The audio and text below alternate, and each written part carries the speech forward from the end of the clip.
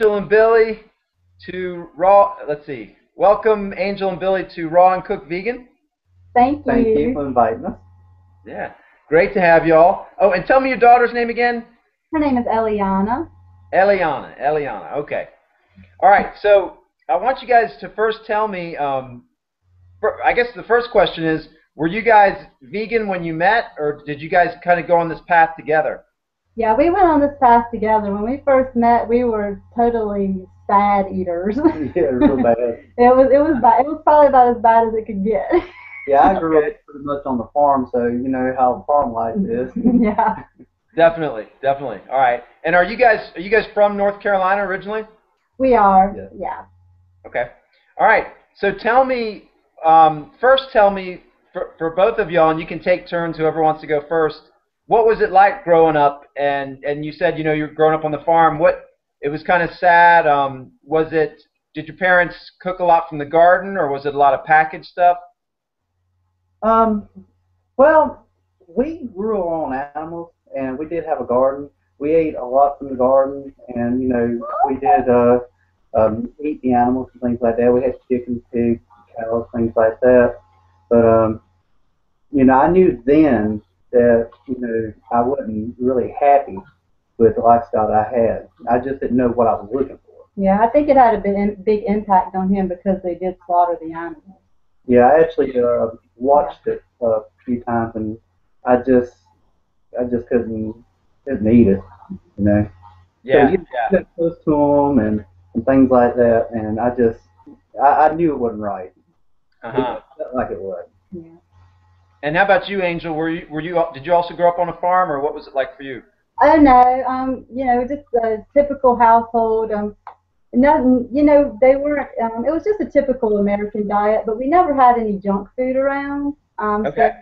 it was a healthier typical diet, and but it did include meat and dairy, and there were no GMOs back then. So I think that the food system was a lot cleaner, but still it wasn't plant based at all.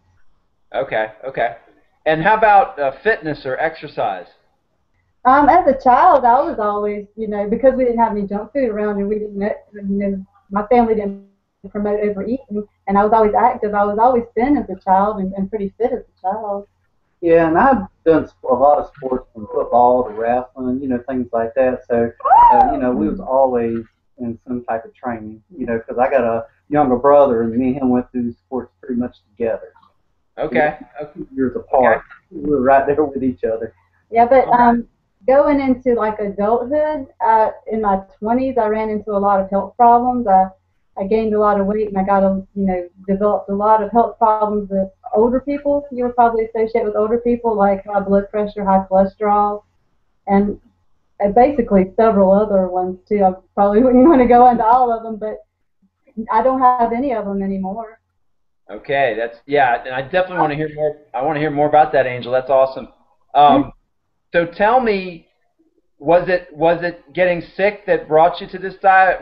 Did you read a book? Did you have some friends that got into it? Tell us the story of how you decided to change your diet. It was because of my health that I decided to eat this way. I never liked eating animals, and as a teenager I was a vegetarian for a while, and then as an adult, people always said, well, don't think about it. I mean, that's like some strange advice, but that's the advice I always got. Don't think about what you're eating. But Yeah. and so finally, as an adult, probably about, what do you think, about 6 years ago, we went vegetarian again. 100% vegetarian. Yeah, and then about for 3 years we've been vegan. And the 3 years that we've been vegan, that's the amount of time where any of the health issues I've had, I just don't have them anymore. Yeah. That's right. I mean, we do still have some weight to lose and I think the reason why that is because you don't get your body into the position it's in a very short amount of time. So it does take your body, I think, a while to get back where it should be. But we've come a very long way. Yeah, very Yeah. long way. That's a great point, Angel. That it's kind of a slow process, and don't try to rush it. Don't force it. Don't be too addicted to looking at the scale. Just be Yeah. patient, and it'll gradually come off. Yeah, I mean, because that's what we've seen. We've definitely seen, consistently our body's getting to the weight that it's supposed to be at. All right. And I expect in a few years it'll probably be there. Right, right. Did you tell me you were vegetarian for several years before you went vegan? Did you notice any health improvement on just the vegetarian diet? I did. I noticed a lot of health improvement, but and I really didn't kind of get it. I thought, that hey, I'm on a really helpful path. And then one day it just dawned on me. I did. I've always done a lot of reading. I have a lot of health books that I read, and I follow a lot of people on YouTube. And actually, Fully Raw Christina was one of the first people that I saw, and she's her videos are probably the reason why we got interested in eating raw in the first place. Huh. But yeah, it's the influence of other people, and when I went vegan, that's when I saw the really, really good health benefits. All right. And did you kind of go along for the ride, Billy, because Angel was doing this for her health, or was it like you were ready to do the same thing? A little of both. Um, I've always loved fruits and vegetables anyway. But when she started doing this here, I'm like, well, I'm gonna be the supporting husband. I'm gonna support her in any decision that she makes, you know. And it ended up being the best thing ever done. Yeah, yeah. When we started going vegan, we went like the 80-10-10. Yeah. I mean, we went straight into raw food. It was probably Wow. like for 3 months straight. We were very, very, very strict on it. Mm-hmm. And now we're high raw, which I eat mostly raw. I would say probably 90%. Yeah. But yeah, we were extremely strict when it first went on. And yeah. Wow. That's cool. So now, tell us about that. Like you were about 3 months really strict raw. What made you at the end of 3 months decide, hey, let's have a little bit of cooked food? Were you missing it, or was it a economics thing, or what happened? I don't know. I guess maybe we did miss it a little bit, and it may have been economics too, because when we first started going on it, we didn't really try to pull back. We spent a lot of money. It can be very, very, very expensive to eat all raw. But Absolutely. now I can eat really high raw now because I know a lot of from experience what to do not to spend a whole lot of money. Yeah. Right. All right. And So try to stay high fruit too. You can easily eat raw, I think, and eat high fat without spending a lot of money, but we don't. We believe in eating high carbs. So. okay. Do you have some local grocery stores where you can get a good deal? Do you guys go to like a farmer's market, or do you just go to regular grocery store? We go to Trader Joe's and Whole Foods. So Yeah. there is a farmer's market in Durham that we'll go to Yeah. when they get fruits and vegetables in season there. Yeah, we haven't really gone to the farmers market this year, but we're in kind of a groove of what to get because Trader Joe's is really good about getting Mm-hmm. seasonal fruits for a good price. So. Yeah. Okay. And you kind of did this already, but let's go through it. Can you list for me, Angel, all the illnesses that you used to have and they're now gone? I had high blood pressure, high cholesterol. I had polycystic ovary disease, which a lot of women probably know what that is. Um, uh, I've, I've suffered with depression, in my life, and there's a few other things here and there that I went through that may have been side effects of some medications I was on, or they just may have been things that were happening with me. But those are the major things. Okay. And how about you, Billy? What have you noticed in terms of your health since you took on the vegan diet?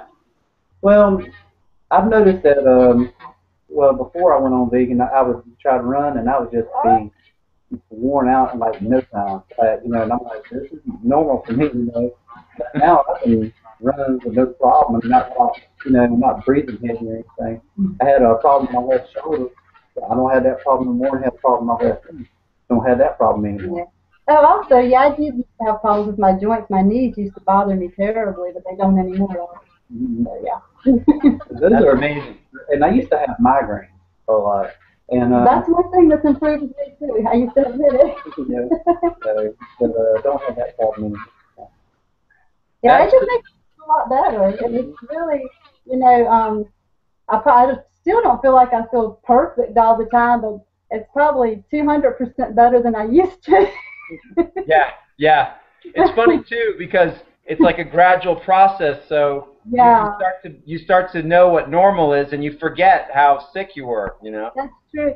And when we first did this 3 years ago, I remember the first thing that I thought was, I had so much energy. I wondered if there was something wrong. I was like, is this normal? Yeah, it's amazing. It's amazing. You're like jumping out of bed, and yeah. Yeah, I mean, I get up earlier than what I used to. And I mean, I sleep good. I mean, I'm not walking around like really tired, like I'm about to fall out or something. Yeah, but I think it's important too that you like pay attention to all the components. I think diet is probably one of the majorly most important, but also getting enough sleep and stress. Well, if you don't have those two under control, you're not going to feel good either at all. Yeah, and exercise, of course. Yeah. Absolutely, absolutely. I think all four of those go hand in hand. Yeah. That's true. That's true. All right. What I'm going to do is I'm going to throw a couple of nutrients at you guys, and I want you to tell me the conclusions you've reached for yourselves on these. The first one is vitamin B12. Okay. Well, we take vitamin B12 regularly. We have like a B supplement powder that we put in our smoothies.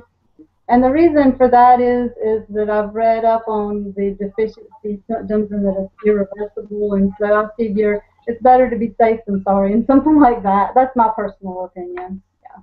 Definitely, definitely. Okay, and how about vitamin D? D, from what I've heard, most people are deficient in vitamin D, and I personally think it has a lot to do with the pollution we have in our atmosphere, and for so many people to be deficient in it. And so I think it's important to get it from other sources if you're not like have a lifestyle where live close to really sunny places and outside a whole lot. And so yeah, we supplement with that. We have a vegan D3 supplement we found from Source of Life. It is actually mushrooms. They found that if they expose the mushroom to ultraviolet light, they get D3 from it. So. Cool. That's cool. That's great. So a harm-free source. That's good. Yeah, I was so glad when I found that. Yeah, yeah. All right. How about iodine? Have you read anything on that? Yeah, we actually did a video not too long ago on that because that's a very interesting subject. From what a lot of doctors say that talk about iodine a lot, they say that a lot of people are deficient in iodine, and because of so much fluoride and chlorine and I think bromine and that are in our environment, they say it can sit on the iodine receptors, and so it can block iodine from the body. And so I think it's important to take in enough iodine so you can detox from these toxins that are in your body and get enough iodine. Gotcha, gotcha. Okay. So And we include dulse. I include dulse in my diet, and Eliana does, and I get Billy to eat it when he will. how do you do it? How do you do it, Angel? Do you mix it into like a dish you're preparing, or how do you eat it? Yeah, I love to sprinkle it on things, like I'll sprinkle it on a salad, and also I put it in like with a green smoothie. Okay. The taste might put some people off, and it did me at first, but I kind of like it now. Yeah. Yeah, you get used to it. It has kind of a salty taste, doesn't it? Yeah. Yeah, it's kind of a fishy taste, which I wouldn't want to eat fish, but the duck is okay with me. Yeah. All right. Tell me what you guys do with water. Do you guys drink a lot of water? I do. I find that I do drink a lot of water. And not only that, I drink a lot of smoothies that have a lot of water in it. I take a gallon of water with me to work every day. So yeah, that's true. That the fruit and the smoothies give you a ton of water. Yeah. Do you what do you guys think about sleep? Do you guys, it's like Billy was saying, it sleeps much better, but maybe you don't need as much. Do you guys go to bed early? No, I should, but I don't. I don't either. Billy and Eliana go to bed pretty early, And it seems like to me, I guess that's the time where I can do things on my own for a little while, and so I tend to probably do it longer than I should. But yeah, sleep is good. I find that when I go to sleep, I sleep very well, and I don't think I do need as much sleep as I used to. I usually get about 7 or 8 hours a night now, and I used to always get 10 hours. You wouldn't want to be around if I didn't get 10. Okay. Now, you're making me think with Ileana there. Can you tell us about raising her vegan? How old was she when you guys switched to vegan? Was she born then? She was probably a newborn when we switched to vegan diet, because she's about 3.5 now, and it was a little while after she was 3. And yeah, she's doing great. We actually, her diet is created by a nutritionist, and it is a vegan diet. She is G-tube fed. She has cerebral palsy. She was born at 25 weeks gestation. And so, she does eat by mouth some. She likes to eat some things that we're eating. She likes to taste it. But Watermelon. yeah, she loves watermelon juice. That's her favorite thing. But most of her food, or all of her diet really goes in her G tube. So it's very easy to feed her a very healthy diet. Okay. Yeah. Yeah. So, and it seems to you, does she look healthy compared to other kids her age? Yeah, Oh, yeah. yeah. When she was first born, she was on breast milk for a long time, and then my body stopped producing it, so we had to switch her over to some formula for a short amount of time before she switched to the vegan diet. Well, during that time, she developed a really, really bad eczema all over her body. And once she got to the blended diet with all these good foods, her skin is just as soft as a newborn's now. She grew hair. Yeah, she's very healthy. That's great. That's great. All right. I was wondering if you guys could talk a little bit about this. You kind of mentioned it earlier, the animal ethics of this. Um, what have you learned along the way in terms of commercial animal production and what's wrong with that? It's horrible. It's really horrible the way they factory farm all these animals together. I feel like they mistreat them pretty much every step of the way. I don't. I just don't think it's a good thing at all. Yeah, it really It's isn't. yeah. The thing of it is, if people, would watch what happens to these poor animals, they would really, they wouldn't eat what they do. And it really, I get really concerned for the people that are working in these farms and the slaughterhouses. I wonder what their mental state is, observing all these things and the slaughters and things like that. That's very concerning to me. Yeah, yeah. I've heard the conditions are horrible, and the, it must wear on people to be seeing that all day long, every day. It does, and it seems like that a lot of people turn aggressive, from things I've heard. It's like, I don't know if it's just something that's already in them or whatever, but it seems like it brings out the worst in people sometimes. Yeah, there's actually a movie out there called I watched called Earthly, and Yeah, it goes into a whole lot of that. Yeah. Yeah. I mean, I think a lot of people should watch that. Yeah. Yeah, yeah. All right, and what have you guys learned along the way in terms of the environmental damage caused by an animal-based diet? Well, I mean, I think that it causes a lot of pollution, as you know. It uses up a lot of the water supply. It uses up an enormous amount of the food supply that could be used for people. So it's really ridiculous how much, food that people grow to feed these animals to eat that aren't even, the animals aren't even healthy for a person to eat, and yet they're given all this food that people could be eating. Yeah, Yeah. but not only that, I don't really know.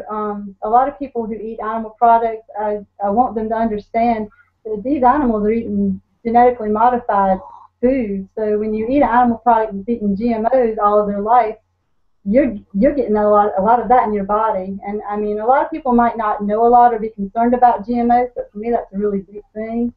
And I think it's just this animal, this whole system of the animals and the GMOs and all that. I think it all works together to make some people rich and make a lot of people unhealthy. Yeah. And the thing of it is, the worse health that you have, the more these doctors and pharmaceutical companies, Yeah. the more money they're making. Yeah, pharmaceutical company, the animal industry, GMOs, I think of them all together, personally. It's true. It's true. They all kind of feed off each other. Yeah. We do. And you know, we need to learn how to, everybody needs to realize how to get out of that. Yeah. And we're not saying that like medicine's a bad thing. I think that like if you're in an accident, it could be very beneficial. Yeah. But I'm talking about things that people can do to help themselves to not get in that condition. Yeah. You know, I've had people tell me, says, I can't see how you can afford to eat the way you do. I looked right at them and said, I can't see how you can afford all those medicines you're going to be taking later on. Yeah. From the way you're eating now. Yeah. It's so true, Billy. Yeah. We spend a lot of money on our grocery bill, but it's an investment in our health. Correct. Because, you know, would I rather go eat at a restaurant and eat bad food? Would I rather go see a bunch of movies or do whatever, or would I rather my family be healthy? You know, I'd rather my family be healthy. Correct. Now, yeah, I think it's a great point, Angel. Can you tell me a little bit, for y'all, how has it been with family? Has your family been supportive and accepting, or do they think you guys are off the reservation? I think for the most part, our family is very respectful of us, and I think that they think that there's something that they can learn from us in the way that we eat, because they see the change in us, and I think seeing the change in us really sparks their interest. But at the same time, I think that they've gotten their information from a lot of other places, and it's hard to let go of some things that you previously thought. And I think that's the big issue with people, and also sometimes it's hard to let go of addictions, maybe. Yeah. When it comes to my family, like my mom, she wasn't really on board with it. She she's like, well, I got to have my meat, things like that. And then, but yet she wanted to lose weight. So eventually she started drinking smoothies and things like that. She said, oh, I'm starting to see what you're talking about. And so she drinks a lot of smoothies now. So. Yeah. And another reason why I eat the way that I eat is because I was so sick when I started. And, you hear a lot of things about people who, like, if they hear or find out they've been diagnosed with, like, a really bad disease or something, they'll totally change their diet and all that. And, I feel like because of where I've come from, I feel like that this is really something I have to do. I don't really feel like it's an option for me, because if I veer off and do something else, I'm not going to probably be there for my family, and it's a really big commitment for me. I want to be there so my kids grow up. I want to be there for them, and so it's something a whole lot bigger than just food. It's your intention in life. Yeah. Yeah. I love both those points. Like what Billy, you were saying, like your mom, she kind of gradually came into this, and then Angel, I love what you're saying. It's like an investment into yourself, and your family will be affected if you get sick. The society will be affected if you get sick.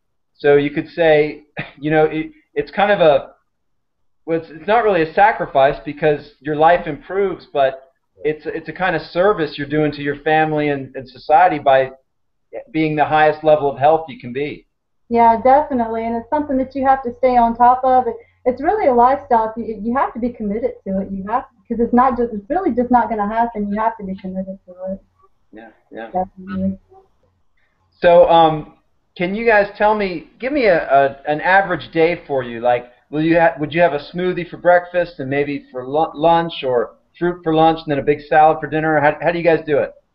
It changes every week just about, because it depends on what we want to eat and what's in season. And this is what and basically I'll find that like all week long I'll eat the same thing for like a week at a time. That's just the way I like to do it. But this week, this is what I have planned. It's like a big mango smoothie, and I'm talking about like probably 40 ounces of smoothie, not just one glass, like a big 40-ounce. About 2 mason jars full. Yeah, and yeah. So that would be breakfast, and then okay, and then maybe a watermelon during the day, or lately I've just been juicing the watermelon and just drinking the juice because that's just what I want to do. And then, maybe like something like a salad or something like that. And I also always try to include a green juice in my day. I like to do green juice. Right, right. That's And good. also, I'm sorry, I forgot. And banana ice cream at in the evening, a big bowl of banana ice cream. If you haven't had that, you gotta try it. That is the best ice cream you can find. That's right. Especially this time of year, it's starting to get pretty hot, isn't it? Oh, yeah. And for me, I usually drink 2 banana smoothies in the morning. Yeah, he likes banana milk. So I love banana the milk. night before, I fix him banana milk and like cut up his watermelon or do his watermelon juice and stuff like that, and he eats the rest of his stuff when he gets home. Yeah. So how do you guys make that banana milk? What's the recipe for that? Oh, that's just we call it banana milk because it's the consistency of milk. It's just you put slightly more water than you would for a smoothie. It's just like a more liquid consistency of bananas and water, basically. Got And he loves it. I'm more of a mango girl unless I'm eating banana ice cream. Right, right. All right. I should have asked you this before, but you kind of touched on a little. How do you guys deal with knowing what you know? You guys have this knowledge. You have this personal experience that proves that it's true for you in terms of health. And then you have, relatives you see that are sick, and you go out into the world. And I know down in North Carolina, it's like Virginia. It's not always the best nutritional consciousness out there. So how do you guys do that? Do you share the information with people? Do you kind of, if you can tell people are being argumentative or not receptive, do you kind of just be quiet? How do you handle that? Yeah, a lot of our family actually watch our channel, so they know what we eat and what we do. And as far as like when we're around them, a lot of times they want to know what they can provide for us to eat or whatever. And it seems like that they want to improve their diet. And if somebody's like really just not interested or they really don't believe it, I'll just won't say anything to them because I feel like that you do the best you can to present the information. But if somebody is not being receptive or they don't want to accept it, then I think that's their decision. Absolutely, absolutely. I'm the one who works in the household, and I go to work, and around me, everybody's eating, you know. And they tell me all the time, says, I don't see how you could do it. And I'm like, but look at my health compared to yours. On my lunch, I go and I walk. You can't even do that, So, I guess you could say, no matter, depends on the environment you're in, you can get it either way. Is what basically. Yeah, I mean, overall, it's really depressing sometimes to see how people do eat. And it's depressing, if I think about it, how I used to eat because I didn't know, and I think that's the thing. I think a lot of people don't know, so it is important for us to tell people because if no one had ever told me, I may still be in the same condition that I was in. So it is very important for us to tell people, and even if they don't want to accept it then, at least they'll have that knowledge, and it may dawn on them later on because of something you said. I love that, Angel. It's like planting seeds, just planting seeds. Yeah, exactly. Yeah, and too, I think about it that it's because you care about them because you could potentially stop someone from getting sick or living a bad quality life by them knowing how to eat right and things like that. It's all about caring about people around you, not just family. Yeah, doing it from a place of love, and also it can be really hurtful too if you see people doing things aren't good for them. That's really hurtful. So you have to kind of deal with that on your own. Yeah. Yeah, definitely, definitely. All right. Well, can y'all tell me? Suppose we had somebody listening that was considering this diet for the first time. What would be some general tips you'd give them as they transition? I would say to just kind of try to think about things anew. Don't think about how you used to eat. Because a lot of times people will try to like mimic what they used to eat. I think it's good to just try to find new things if you can. Now sometimes you have to do transitional things, but I always say that like it's a good idea to include like a really big smoothie in your day and a juice, because if you have a smoothie and a juice, well, that's going to fill up your stomach for maybe at least half the day there. So that's half the day you're not going to have anything else that you can eat bad. That's right. And yeah. Yeah, that's really practical. I like that. You know, I've talked to a few people, and they simply just started drinking smoothies instead of their meal, and then gradually they found out that most of the day they were eating totally raw, you know, or just with just a little bit of cooked. So Yeah, and I mean sometimes like I know people have to transition, like if you want to do like if you want to eat a veggie burger or something like that. I think it's important to know which ones to eat, because there's a lot of things like kind of more on the processed side that are organic and non-GMO. And so I yeah, think during the transition you should, because in my mind I have in my mind what is food. To me, food is plant-based, non-GMO. That they're two criteria that I'm not going to sway from no matter what I'm eating. So you have to keep in your mind, you know, these, you know, definitely. yeah. It sounds like you're really up on the GMO thing, Angel.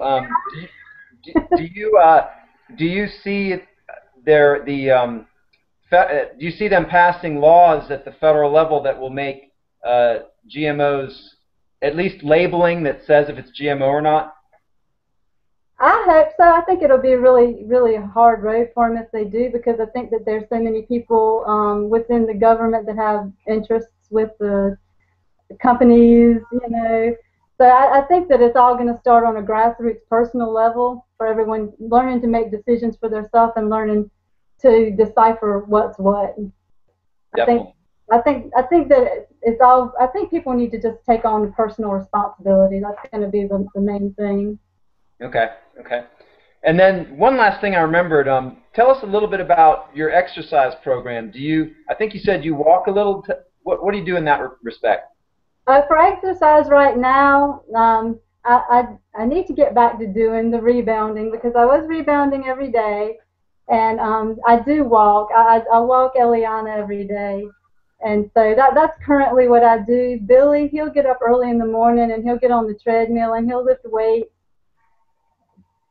He goes 5 miles on the treadmill. That's what he just told me. All right. All right. Yeah, but I need to get back into it. It seems like I go through stages where I do a lot of exercise and then ones that I don't. And so lately I've been going through a period where I know I need to exercise more. Gotcha. Gotcha. There's one other thing. Tell me if you've read a little bit about this. I had someone mention this the other day.